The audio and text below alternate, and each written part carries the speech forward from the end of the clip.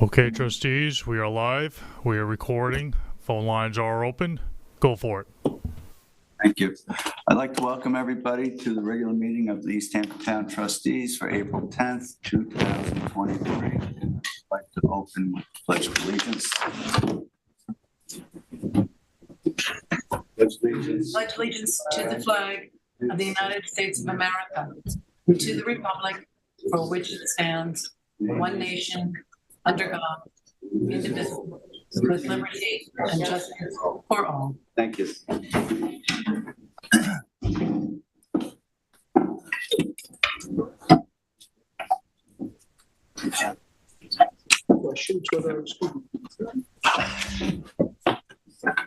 Caught up. Arlene, can you do a roll call, please? Francis Bob, Here. David Cataletto, Here. Ben Dollinger, Tim Garneau, Jim Grimes, Yes. Susan McGraw-Keeper, Here. Mike Martinson, Here. and Bill Taylor. Here. Thank you. Okay, thanks. All right, move on to public comment. Start with John and Gretchen Mannix. Taking a look here. Yeah, please introduce yourself. Hi, I'm John Mannix. My wife, Gretchen, is over there. We're residents of Bluff Road. We live actually right across the street from your building at 266 Bluff Road. We bought that house in 1998 when it was still a bed and breakfast. And before that, we lived on Meeting House Lane.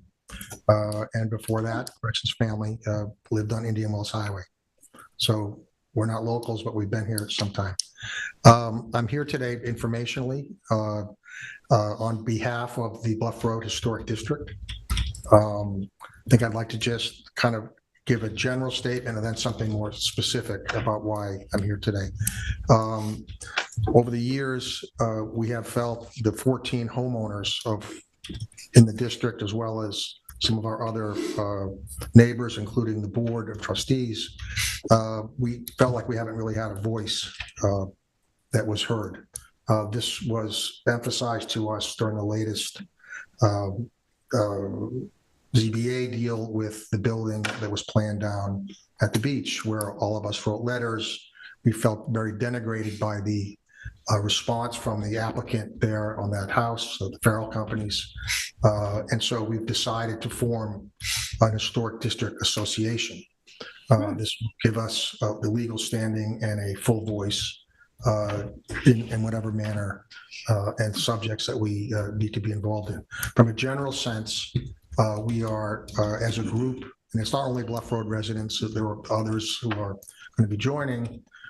We really think Bluff Road should be like the premier coastline road on the East Coast. And it was promised to us by the town when we all agreed to go into the historic district. And so I think generally speaking, our goal, our mission is to join and collaborate with trustees, other interested parties, neighbors, to make sure that this beautiful road is even more beautiful, but stays beautiful and doesn't undergo any changes that are not in context of the neighborhood, as well as the legislation that was passed for the historic district. So that's our general mission statement. We'll be filing with the state next month, and we expect to have everything together. It will be a 501c3 corporation, and we will be electing per the rules, directors, secretary, treasurer, et cetera. So that's our general mission. I don't want to keep everyone here for a long time, so I'll get very specific. When the town came to us to establish the historic district, it was Joe Potter, who was a member of the town board at the time, and their desire at the time was to simply block the 14 homes that constitute the Victorian area homes on Bluff Road, leading sent from Meeting House Lane up to Atlantic Avenue. As he approached us and we began to think about it, the entire group, we became more concerned about the dunes and what was happening in the dunes. And Joe had informed us that the ownership of the dunes, it wasn't owned by the trustees, it was owned by Nature Conservancy, by the feds, by the state, some owned by the town, and some owned by the trustees. So as part of this discussion, the residents who were going to be subject to substantial restrictions, development restrictions on our homes, we were concerned that the dunes may well turn into something that would affect us. So as part of that negotiation, the bargain, as I call it, with the town, the dunes were included in the Bluff Road Historic District. We also, as part of that, again, being very specific, as part of our bargain with the town, there was agreement that the Bluff Road would essentially be managed and maintained as it was in the 1915 to 1920 era. That entailed creating ocean vistas. It entailed removing invasive species. It entailed taking care of the buildings that the town itself controls. And our feeling, again, on this specific issue is the town has not lived up to any of their obligations under the Historic District Association legislation. We went to the ARB in 2011 after having some dispute with the town about their default under their obligations. We got a letter from the ARB, it's in your file, where they deemed it to be historically correct to restore this area, the road, to some version of what it used to look like, mainly meaning selective cutting and trimming of invasive species and the brush and so forth, so that we could actually see the dunes and see the ocean. So our first item of business as we form will be to ask the town to live up to its obligations and begin the process of creating the vistas that were part of our bargain as part of the homeowners bargain as part of this historic district. Moreover, I think that honestly, it's been an unmanaged historic district. The Marine Museum is a disgrace, in our opinion. Hasn't been painted. When they put a roof on, they put an asphalt roof on. The town should be leading the way, not, arguing about whether it's 2,000 or 3,000 more.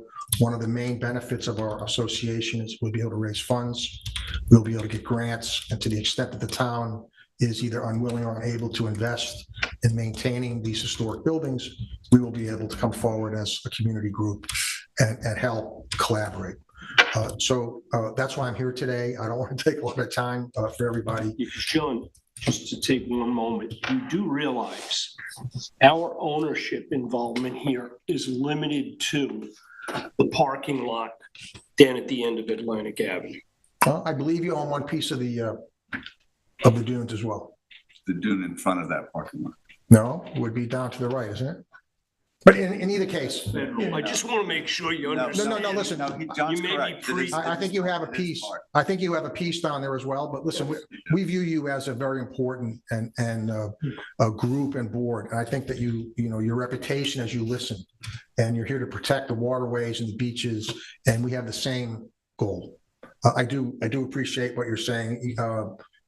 You're not look. The historic districts are made up of 14 homeowners. I just want to make sure you understand, we ain't going to paint the Marine Museum. Don't expect you to. Yeah. Don't expect you to. What I'm here to do is give some information. I didn't want this to kind of pop up and, oh, there's an association now. Oh, what are they doing? I mean, so I thought it would be important to come and just. I do have a question. What is the physical metes and bounds of the historic district? As it was described, I'm assuming the town board had to have adopted a resolution. Correct. It's legislation. And at that time, the metes and bounds of the historic district should have been described in that document. What are they? I'm not going to be able to give you the specific metes and bounds, but I can tell you what. So as far as I know, it is the corner would be the my home, the north west corner of Atlantic. I'm on the corner of Atlantic. It goes down to Meeting House Lane. So there were 14 homes. Okay, so west and then that corner. Correct, and then it goes all the way down to the dunes. Okay. And then back around up. But it doesn't extend to the east of that corner. No, it does not. Just wanted to. No, it does not. By the way, it was a subject of debate as to why they would end it there and why other homes on the corners weren't involved. There are, by the way, some restrictions on your own building that you operate out of. You can't get a second floor. So one of the points I'd like to make there was this an extensive negotiation. It wasn't like, hey, you That's know, when Dominic Stanzione was involved, right? Dominic was one of the trustees at that time, correct. But Joe Potter was kind of leading the negotiation.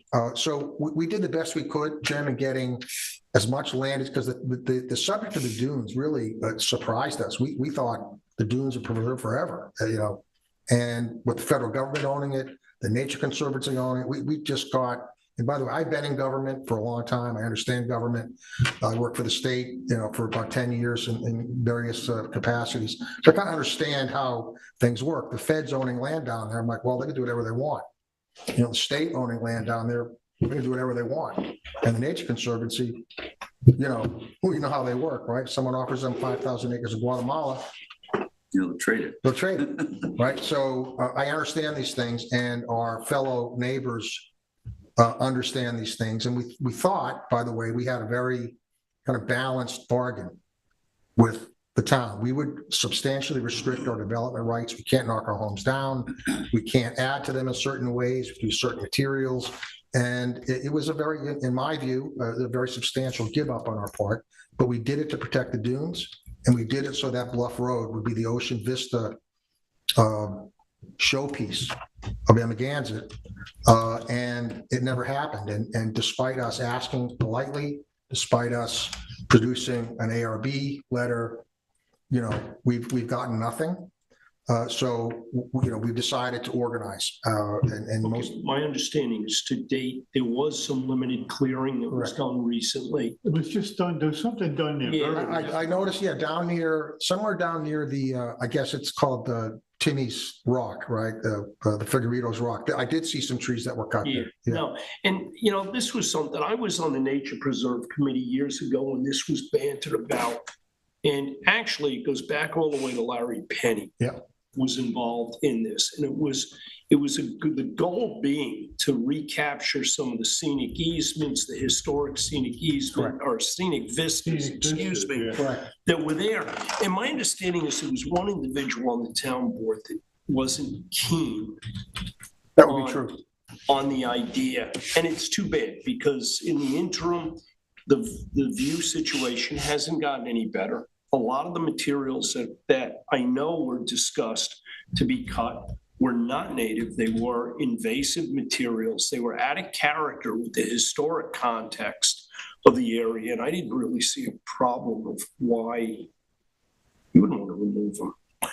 We didn't either. It was, from our standpoint, it seemed, after all the bargaining, seemed just illogical that the town would pass this legislation and then be like, okay, we're just not going to live up to our end of it. It's been going on now for over a decade.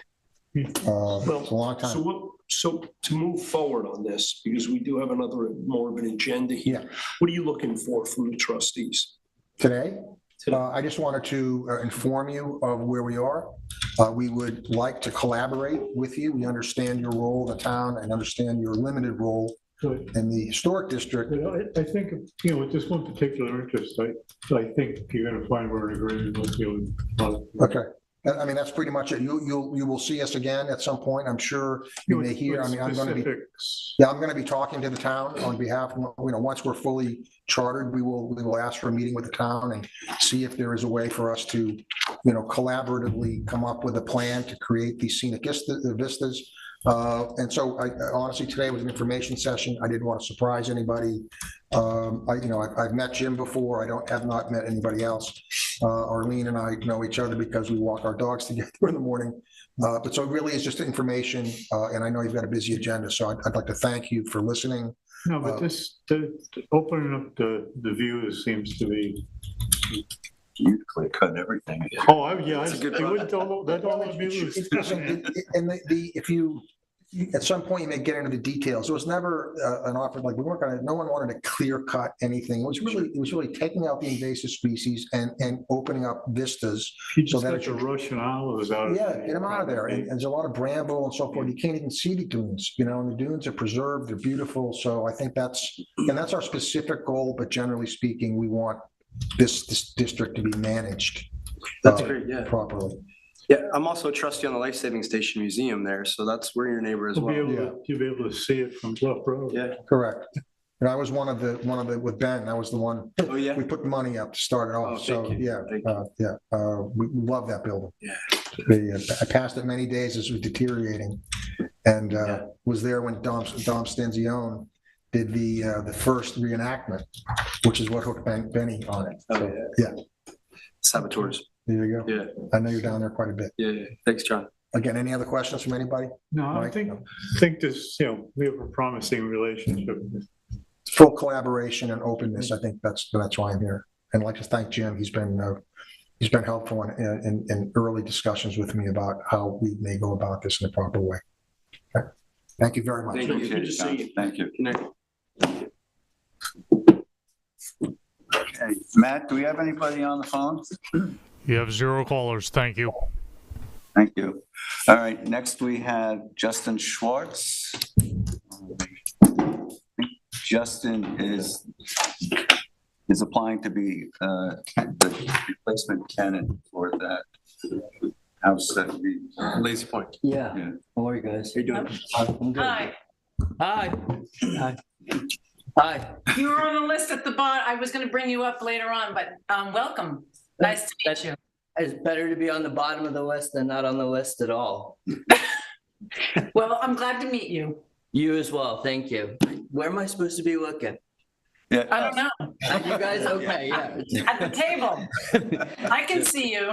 Perfect. My name's Justin Schwartz. I guess I'm here to just make an introduction, tell a little bit about myself, hopefully make some inroads into gaining rentalship at Lazy Point, which is a magical area. Super fortunate to have found the space. A little bit about myself. I grew up in Malvern. I was born in Long Beach. I grew up in Malvern. I moved out to the North Fork after Hurricane Sandy and started a food truck business. And about 5 years ago, opened Matataco in Matatuck. And my lease was up with the food trucks. The bulk of my business has always been on the South Fork with catering primarily. And it's been a huge back and forth. I've got a huge following here, and always time and time again, it was, hey, when are you going to move out here? Because you're always here.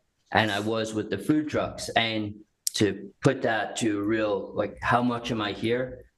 2 years ago with the food trucks, I did 40,000 miles on my truck in season. So going May through September. Last year, I hit 68,000 at the end of August and literally hit my wit's end, and I couldn't do it anymore. I was lucky enough in last summer's passing to have a friend who's like, if you ever get caught in a pinch and you need a place to crash out here, let me know. So it was the week before Labor Day, and that was it. I was going to do 7 back and forths in 3 days. So probably 1,500 miles or halfway across the United States. And I just couldn't do it. And so I found a place right away, and then found a winter rental shortly thereafter, made Montauk my home. Matataco was due for either a lease renewal or a change completely. My landlord in Matatuck wasn't willing to hear me out in my offer over summer. I found a space that came available in Amagansett with the people at Sport Time and jumped on it. So we negotiated our opportunity with Sport Time. I gave up the location in Matatuck, and I've been here since August full time. I absolutely love it. I grew up surfing with a bunch of guys from here and have great relationships both with the guys I grew up surfing with, as well as the school that we've done, East Hampton High School, which as Matataco, we've done a ton of work with. I'm excited to become a full-time resident and make my presence more known in the community. And the more I can establish myself here, the better I can start to give back. Okay, so Justin, let me get this straight. You're presently a resident of Montauk. Yeah, I moved here last August and gave up my house in Orient in September. Now, are you, because I got something, and I'm sorry I didn't read the email. I got something on a sublet in Lazy Point that listed an LLC out of Greenwich, Connecticut. That's not you, right? No, I've never Okay. had an No, LLC. no. All right. I've always been, Just want to make sure. No, I've always been a North Fork based LLC. Yeah. But All no, my application would have been for me as a person. Listen, I think this is a question that gets directed at this point to our council. If you've met the residency requirements, I think. I've had discussions with Chris, Jim, and I've been back and forth with him, and he's reviewed the papers. Jim, Chris, you can jump in. Everything Sure. seems to be in place. There's actually a lease from Justin's last address at Gold Street, right? Yeah, Gold Street, Montauk. So we have that, and his driver's license, which was on North Fork, but you have already Yeah, applied I changed for it. your new license. yeah. Okay. Susan, Yeah. Chris is on the line. I'm here. Hear from him. Hey, Justin, Chris Carrillo, how you doing? Can you hear me? Hey, Chris, how are you? I'm doing well, thanks. Thanks for the background. Appreciate it. From a legal standpoint, it's actually pretty cut and dry process for us to be an applicant for a sublease in Lazy Point. You pretty much just need to check off the boxes to be a regular resident of Lazy Point, that you're a resident. And it seems that your paperwork here does that. Just a couple of questions to clear up. And again, Jim just kind of mentioned it, and Susan spoke about it as well. Your existing lease for your 8-month lease at Gull Road has at the end of it contact information for your landlord and for you. So your landlord's name is Hillary, correct? Yeah. Mm-hmm. Okay, so she has some contact information. Looks like she owns that Gull Road house but lives in Texas. And then it says to tenant, Gatehouse Partners LLC, Henry Street, Greenwich, Connecticut. So the tenant contact info is listed as Greenwich, Connecticut with Gatehouse Partners. I think she used that. It was a lease, like she had a mock-up from the old tenant and sent that over to me. Okay, And so that was likely a typo that never got changed over to tenant contact info. Probably Gatehouse was there however long ago, but yeah, that's not me. Okay, but you're not there. No, definitely not. That's all I Yeah, no, that's it. I was like, where'd you get that from? Yeah, no, that's not me. Okay, that's what I kind of was thinking was coming down the pike. So that clears up that question. I do see, you are a resident. You've been there 7-8 months now. We loosely look at somewhere around a year for residency requirements, but that's not something we have in our rules. So I think you've pretty much shown that you are a resident of Montauk, of East Hampton. You did switch over your driver's license. I looked through a couple times. Did you or did you not switch over voter registration to the town of? I did both. I did them both through the DMV site, and in hindsight, I should have gone to voter registration in Yaphank, because then I could have changed it in person. Once I did it with DMV, and then I called to try to get the new voter registration card. They said you have to wait for DMV to send it to you. Okay, so the printout in your PDF with your application from DMV covers both your driver's license and your voter registration to an East Hampton address. That's correct, to the 25 goal. One other thing, Justin, if you could talk to us about your new business alliance with Sport Time. Absolutely.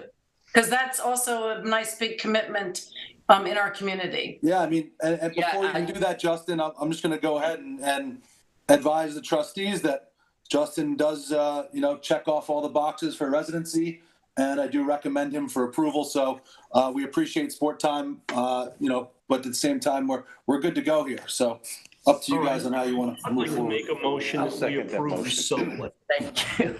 I appreciate it. You only have to prove you're a resident once. I'll second that motion if nobody else has. Operating at a Sport Time. We don't care. No, I appreciate it. No, and I look forward to having everyone. I think there's definitely with Sport Time some confusion as to if it's open to the public or if it's not. It is open to the public, and but I'm super excited to have you guys for breakfast or lunch and a hot cup of coffee one morning. I've known Justin for 20 years. So I hear you have great tacos. we have a motion. Thank you. We have a second from Susan. Yes. Mike second. Okay. All in favor? Aye. Anyone opposed? Okay. You might have to change it to Montaco. You know, It's already taken. there was one. You remember there was one? On taco? Yeah, it was it was a pink food truck that was, I don't remember if they were husband and wife or boyfriend and girlfriend, but they had a couple of seasons out here for sure. I remember it. It was right when I started my, I have the Airstreams, the vintage Airstreams, which I'm sure you've seen bouncing around here. Do you have the one at Ditch or No, the one that, is there one down? there used to be one at Dirt Lot forever ago. And some guy bought that. That's in Pennsylvania. I know where every Airstream Yeah. goes, that's for sure. So, no, thank you so much. I really appreciate it. It was a pleasure meeting everyone, and I look forward to being a more important part of the community, for sure. Thank you. Good. All right, Justin, thanks. Thanks, guys. Bye-bye. And it looks like John Aldridge has arrived. Hey, John. Matt, is there anybody on the phones? You have 0 callers. Thank you. Is there anybody in the audience that wishes to address the trustees? No? Okay, we'll move on to new business. Keith Grimes, who I don't see here, on behalf of the owners of 91 Water's Edge with an application to remove and replace their existing bulkhead.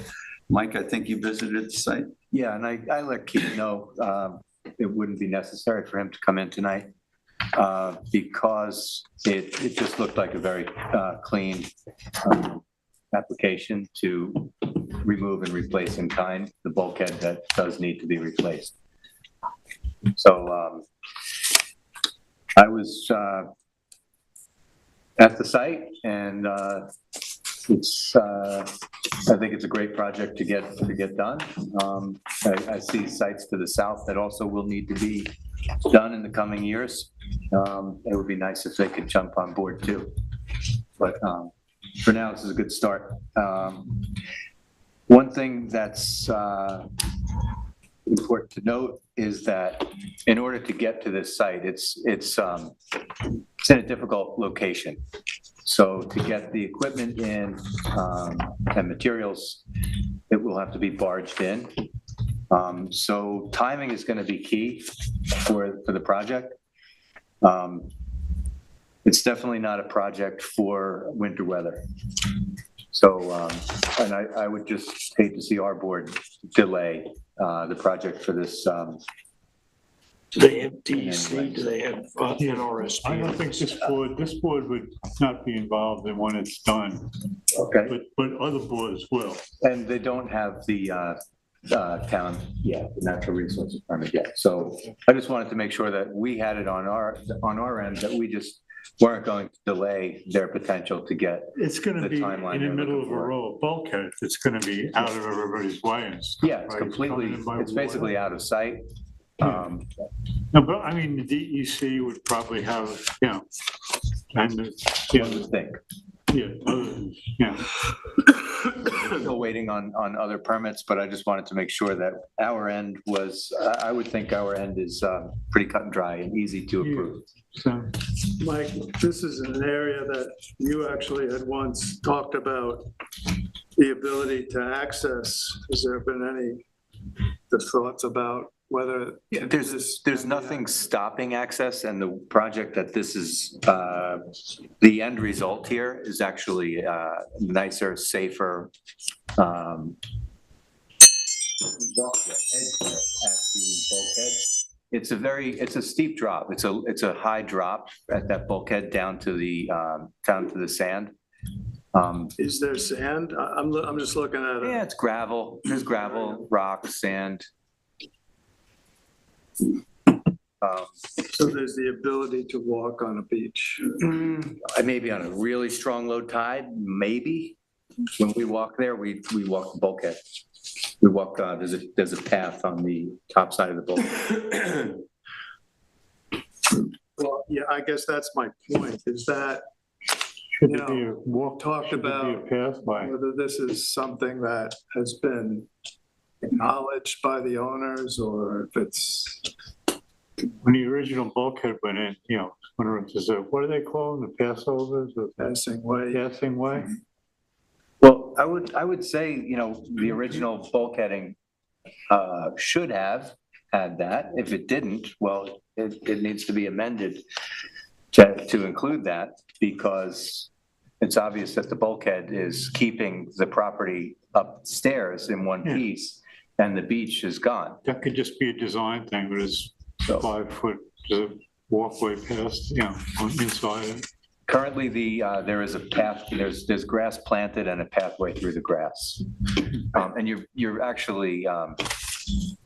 You don't want to encourage a walkway right along the No. bulkhead edge, because it is a steep drop. No, as long as there's a path there. And also, I'd like to point out that the trustees should be covered if anybody were to fall from a bulkhead along any beach. We should be well protected insurance-wise. Because as it appears with more and more erosion, the distance from that fall is getting deeper, further. Yeah, so the potential for serious injury from a fall off of a bulkhead is something that, as a first responder, is pretty apparent there. How are we covered? Hopefully, we'd be covered through the town. I'm not sure. You tell me. We'll cover through the town.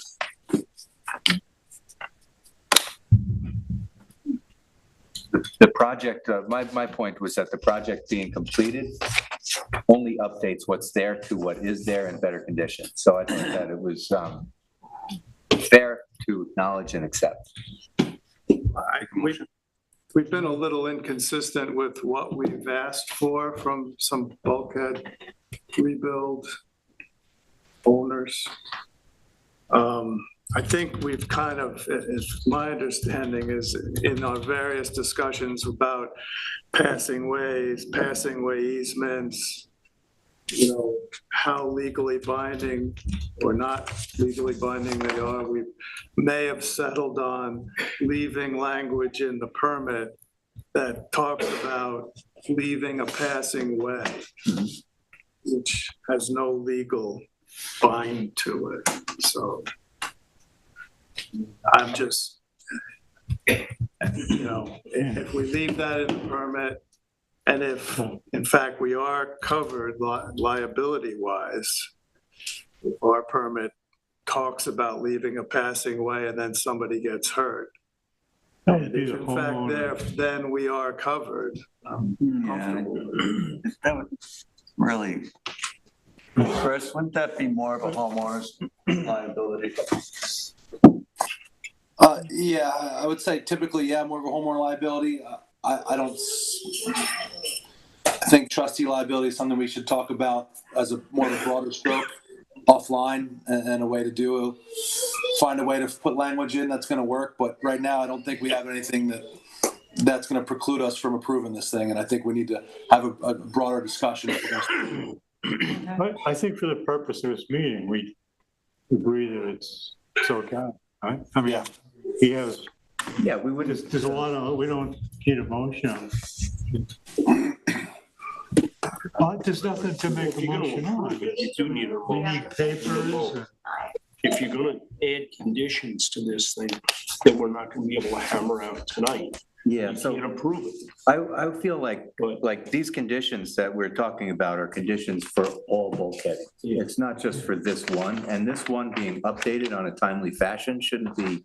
I'm gonna be honest, I don't know how, Chris, from a legal standpoint, how the heck can you enforce this passing way on a bulkhead that was permitted years ago with no such encumbrances when the application is to replace in kind with appropriate materials? It seems like we're reaching here. There are some that do have that language in their there's this one. existing That permits. language has been standard. There are some individual properties that actually have An easement. actual easements. Okay. But in general, the language has been included in all permits. But this particular project, the previous permit does not have any passing way language. I haven't seen the previous permit. Yeah, well, not we here. don't have any plans in front of us, nothing, you know. Well, we do. Can Chris work on permit language if it's approved instead of the administrative? Well, I think we should probably see what our past permit language Well, that, included. that would lead me to say this probably should be tabled till at the very least the next meeting. Yeah, To look into. they don't have the other permits Yeah. anyway, So so it's we're not not like gonna we're hold holding them them up. up. Yeah. Yeah. Okay, so this, we're gonna table this so that we, Can review the past permit. And we basically don't have any objectives. Yeah, this, It's standard language in all our agreements. Do we need to address this Yeah, overall, this is still, John? this Is is that what being you were replaced saying? at the same elevation, top of our whalers, same height. were they raising? it's going to match up with the one next door, That's there. which Is the one next door higher? it's not noticeably higher, stepping from one to the other. It's possible there's a 2-inch change, So it but should be elevations, proposed elevations on the plan. We need plans or. So the language as it reads for this renewal or this new permit does have passing way language in it, because that's now standard. Language in them. So it's a major discussion, every Well, permit. we don't know what the past permit language was. We don't No, have, I understand that. I mean, right now for this permit, if we were to pass it tonight, as it reads, has passing way language in it. we don't have any language. We're going to look at that. You wanted to have passing language in it. Maybe. I thought, I was under the understanding that we were gonna look at the other permit before we determined what conditions we would and wouldn't put into this permit. which is why we're gonna table this. No, I agree with that. I don't disagree with that, John. I was just asking if we knew what language was gonna be in there right now. But, yep, let's table it and let's take this offline.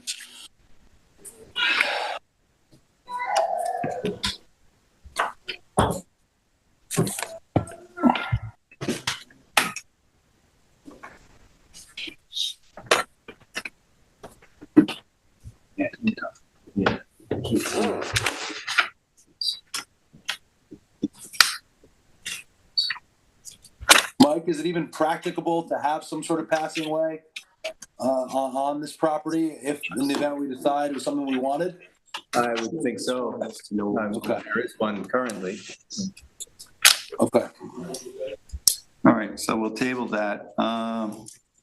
Let's move on. Water quality testing of the Trustees ponds in Lionhead Beach community. John, you want to talk about that? Sure.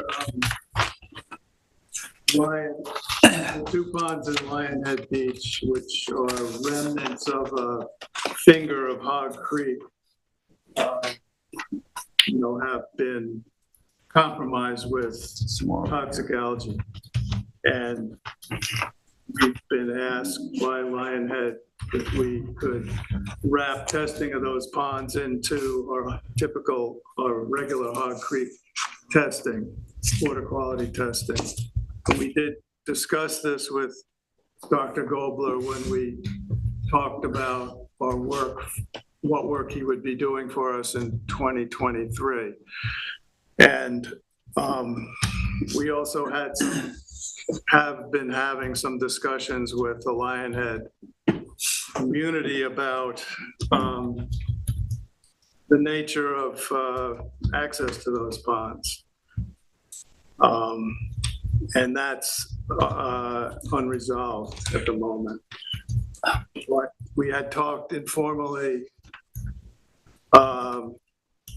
in the past, and as a result of talking to Dr. Gobler about including these ponds into the 2023 testing regime, that it might be in everybody's interest, including our own interest, to go ahead with this testing at our expense this year. what, hadn't given us a number, what's the number? Approved it last meeting. No, the number for specific. those specific ponds. I I don't think it was broken out, I don't think you broke that out in particular. That's all we're paying so we for. can get it found.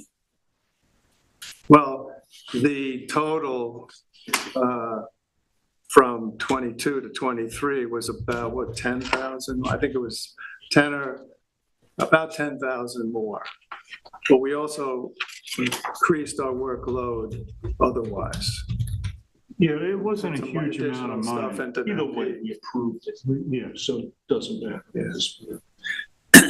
Right, but we can. We could have modified, yeah, we can modify. Yeah, I think we what should just he's do gonna it. test and Do what it he one isn't. time anyhow. But we had talked about, while we were waiting for the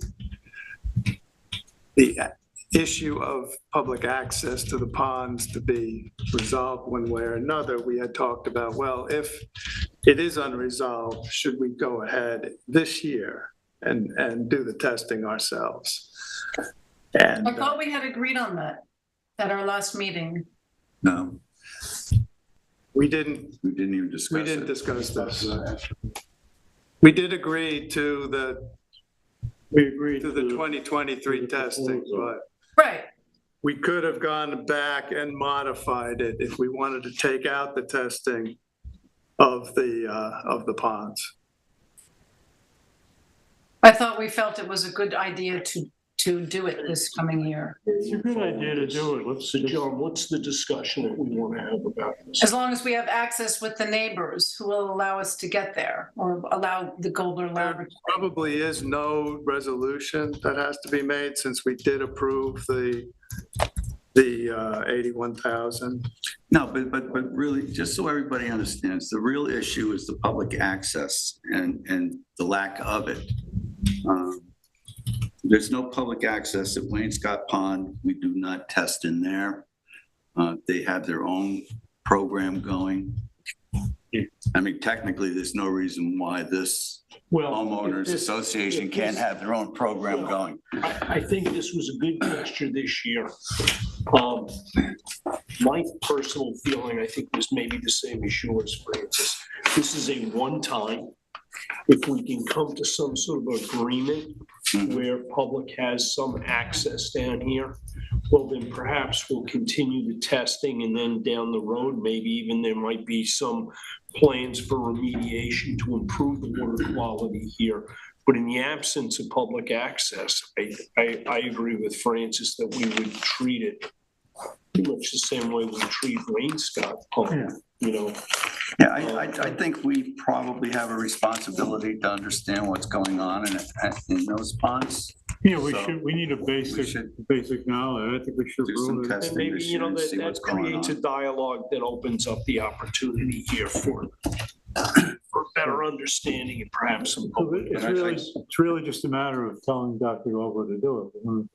Right, but I don't want to support an No, it's gonna be a ongoing program in there. one-time That's- deal. Yeah, I think we made that clear, not when you voted on the last meeting, when we had the discussion at the meeting before, was that this should not be interpreted as a long-term commitment on our part.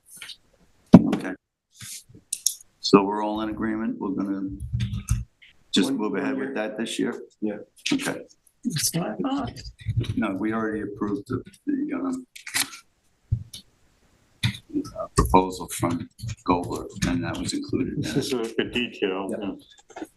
All right, old business, moorings. Applicants with more than one mooring in different harbors. Permit holders not using mooring and wait list. I'm a little confused on that. You had asked me to put it on the agenda because there was an applicant who had two moorings in two different harbors for the same vessel. Right. Question. Is that a commercial mooring? No, commercial moorings, we already allow that. I don't understand why we would approve a mooring for the same boat in multiple sites. Where are the sites? Are they? Northwest and 3 Mile River. If he's paying for both, he can't do it. Is one in Yeah, a large but boat mooring area or? There are people on a waiting list. And if somebody's taking a mooring site in a harbor where there's a waiting list and not using it, it's not two really fair. moorings at the same time. Yeah. This, we've been routinely approving people who've had moorings in a harbor in the past. Is that correct? I'm sorry, say that one more time. 2 harbors, yes. We've been routinely approving a mooring for someone who's had the mooring in the past. This particular instance that we're talking about, this one has been approved in the past for the last couple of years. In the harbor with the waiting list? Yeah. The one with the harbor and the waiting, that was the first one that they had. The northwest one is the one with the waiting list. That is the first mooring that this individual has. So the second mooring you second want, mooring, is there yeah, a and there's- waiting list in that harbor? No, that's in 3 Mile Harbor. So he's not taking anybody's spot then. Well, we don't know where he's mooring his boat most of the time. He already has an existing mooring in Northwest Creek. the place that's got the waiting list. Northwest Creek, right? Yeah. I can see that if he's taking a mooring from somebody on a waiting list, that it might be a problem, but if he's had his mooring in the harbor with the waiting list and he's just rolling it over, and the second mooring is somewhere else, I don't know. So how do we handle this in the future? You know, other people coming in wanting to do the same thing. You can't take a mooring in a harbor that has a waiting list.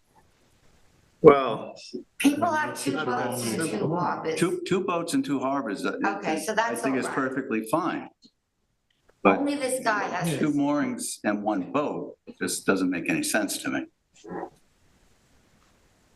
Unless it's coming over for lunch. Yeah. Someone pay for us, I mean, Little transit. Yes. Can we ask him to choose one? He has to choose one. Do whatever you guys. I don't know that we have any rules against it. I'm just bringing it up, so maybe we want to consider it. Well, There's I think in nothing the stopping future- it. I think in the future, you look at that on new applications. But if this guy's had a mooring for several years, he's been in good standing, we haven't any issues, complaints. I don't see a reason to deny. No, I'm not asking to deny this particular person. I'm asking for the Harbor Management Committee to think about it and think about next season. Is it possible this guy owns multiple properties and maybe rents part-time and bounces back and forth with his boat? Oh. We don't know. We honestly didn't even ask. Yeah, they're all in public mooring fields, so I'm not sure. I'm sure he has a good use for it. We haven't approached this person, and I see no reason to, because he's had this for multiple years. and he's also applying. It's not really about this person. It's about what's happening. he's had what for multiple years? 2 permits? The mooring that's in the place with the waiting list, he's had that. He's part of, the other mooring he's looking for is, there's no waiting list in the harbor. So he's really not taking anything away But from he's having anybody. both. Yeah. But if he's mooring in 3 Mile Harbor and not using the one in Northwest, he is taking it from somewhere. Yes. We don't know where he's keeping his boat. So going forward, maybe you just have 1 boat, you get 1 mooring in East Hampton town, something like that. We discussed this. Yeah, we don't have to discuss it now. I just wanted to bring it to everybody's attention. That's all. I know as a commercial guy, I'll migrate from harbor to harbor. But we allow that with commercial. Yeah, it's fine for the commercial. So And, it should be fine for anybody else. A second, right? Yeah. A second. Right. We don't allow multiples, just 2. 2, right. Yeah. So anyway, we can move on. So they're gonna let him have his 2 this year. Yeah, and probably next year. Well, you can't take it away from him once he's had it all this time. Committee reports, education, scholarship applications are ready to pick up. It has already been sent to everyone on the board, so hopefully, you have all read it. I need a date of May 5th is the final day to say yay, nay, and cast your vote. Mike Martinson has responded, and John and David, I think, right? All of three Yeah. of. So if I could get the rest of you to please respond, I can let the school know. And that's one thing. And then the second thing I just want to bring up for education coming up, Dr. Forsberg sent this to us on Tuesday, April 24th p.m. There's a science research symposium, and I sent this out to everybody. I think Allison sent it out first, and I have resent it.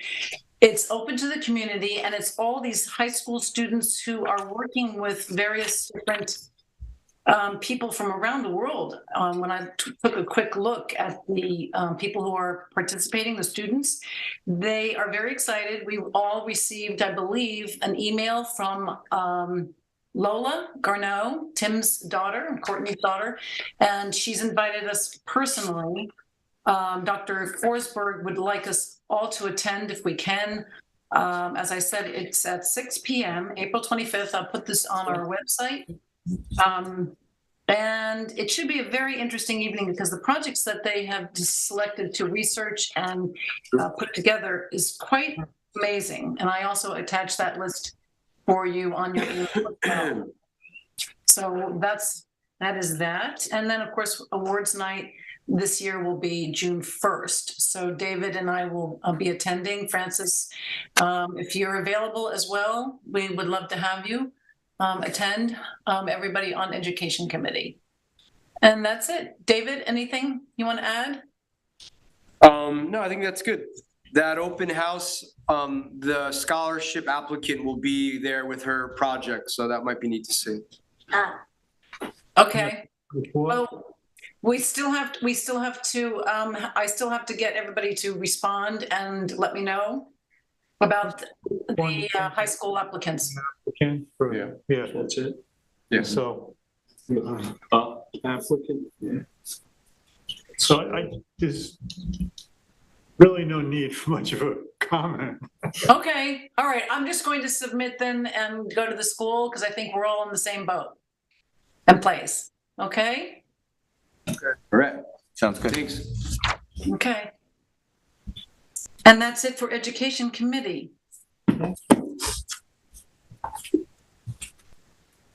Okay, liaison reports, I don't see anything here, but does anybody have anything? No? I do have something that I just would like to add, which came today. I received a phone call about Hampton Pride, the parade. The Village of East Hampton has has invited Tom House back with the Hampton Pride Parade. So I'd like to hear from the trustees if we want to do the truck again and be part of the parade. I think as it was before, the town board will be there and the fire department and so forth. So that will be taking June 3rd. And Mr. House is a teacher at Bridgehampton High School.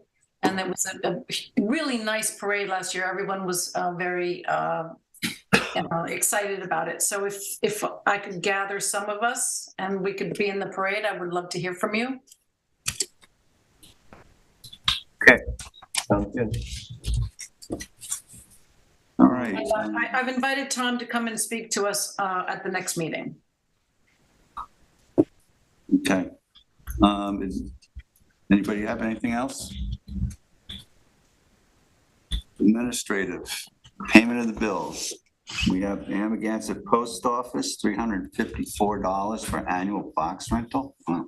Mine, the little boxes, was 180. Wow. It's gone way up.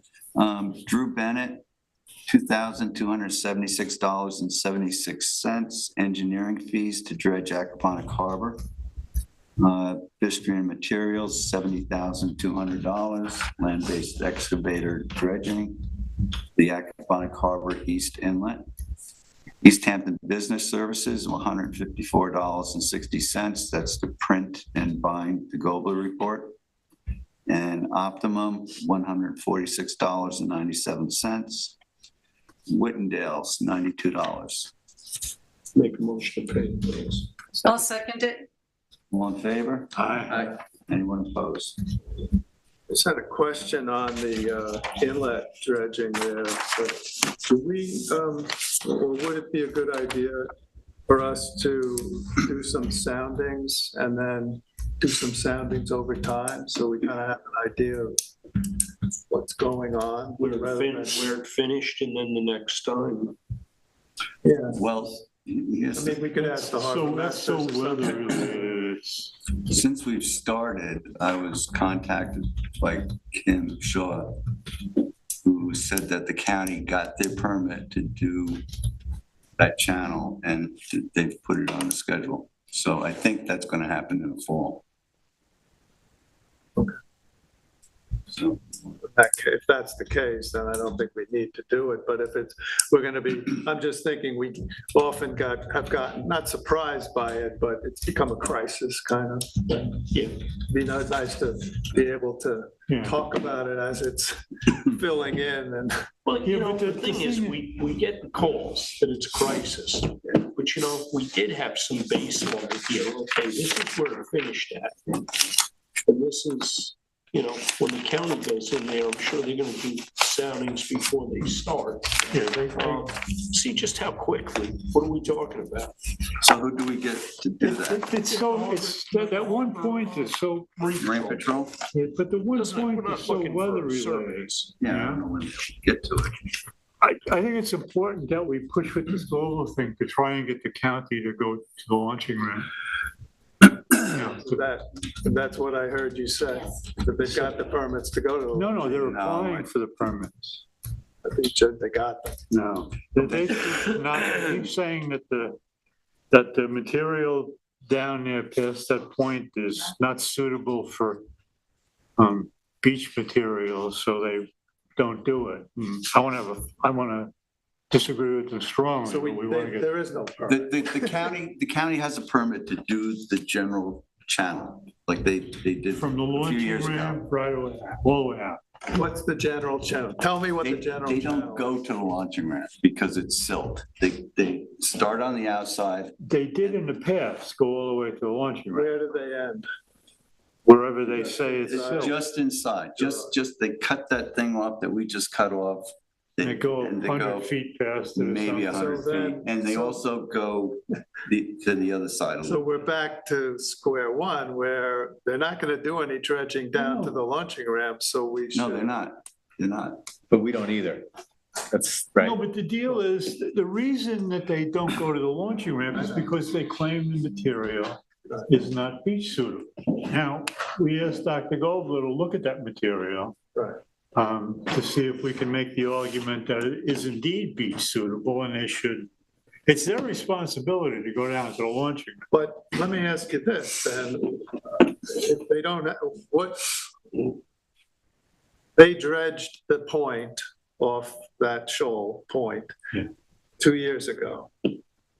They did that on their general. Yeah, we permit, both right? had, So they do have a permit to go They're more than just inside Gerard Yes. Drive. yeah, they can, the original permit they had goes from the launching ramp all the way out, over to Gerard Drive and out. And so what was the permit that they had that they dredged the point, the tip off that That was the shoal? same one. So was that on a permit that allowed them to go to the launching ramp? Yeah, I believe it was. That permit, I believe, was to go to the launching ramp, but the county refused to do it because they didn't like the Silt. makeup of the silt. So that's the reason I So wanted They Dr. chose to Goldblatt stop way before the launching ramp. to go through, to see if we can make an argument to the Army, to the Suffolk County. Well, I don't know if this new permit is just the same thing that they've had in the past. I haven't seen it.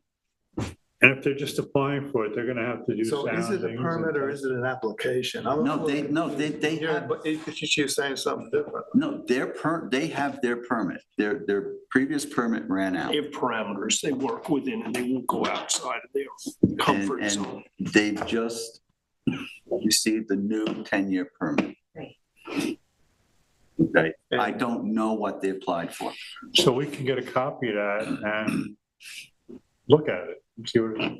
But we should probably know if it is now a permit that goes to the launching ramp, and it's just a matter of the county not wanting to dredge as opposed to them not having a permit to be able to dredge. Yeah, That's well, a big difference. That's what I think is. The county will look for any excuse they can to not spend Right. money. Anyhow, Well, we'll definitely but hang on. So if they can cut it back. Yeah, but they hang will. on here, Francis, if that's truly the case, if that's the thing that drives this and not the beach compatibility. Well, that's what they claim. materials, That's what okay, they claim, but we've never Perhaps. challenged it. Perhaps we could foot the difference or offer to foot the difference to carry that dredging all the way through. But that's not what they're claiming. But They're Well, you not just said, claiming you that just it's. said they'll do anything to save money. But you know, this is where I think, John, maybe I'm getting to what you're going to. Chris did some sediment sampling in Accabonac last year.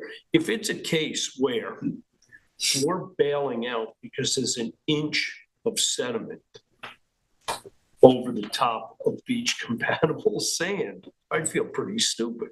yeah, Well, we're not bailing out. Well, the county's bailing out, but I think that's where but we're you make letting the them bail argument that out. Bill's talking Well, about, that, yeah, hey, if listen, we're ahead of I know, them. I know this is your policy, but you know, perhaps your sampling was somewhat inaccurate.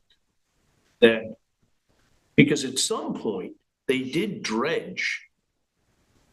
They to used to that dredge launching out right to the ramp. ramp. Mhm, Okay, mhm. I mean, well, not alternatively, but we could also There's gonna be agree meets. to assume the responsibility No, for dealing with the silt and figure out what to do with it. well, well, first we have to know what it that's is. gonna be, That would be another way of that's gonna us- be another permit.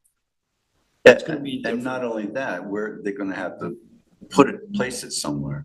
That's what I mean. Water- We could watering. assume that See, responsibility if first- we want to contribute to this somehow. These permits And if in that's place their to concern. raise the marsh. Yeah, well, that's, With some of the drainage ditches. I suggested that if it That wasn't would be- beach compatible, it might be marsh compatible.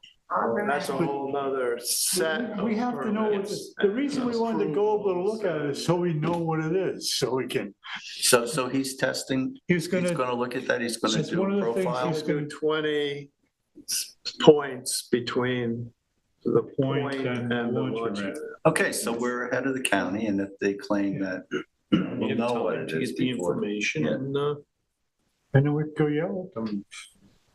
Well, or, yeah, Well, fine, they may be correct, we don't know. but we have to know. I mean, Right, we can't right. make an argument till we know. Anybody have anything else? Anyone Anyone want to make a motion? I'll make a motion to adjourn. Second. All in favor? Thank you. Thank you, everybody. Thanks, Francis.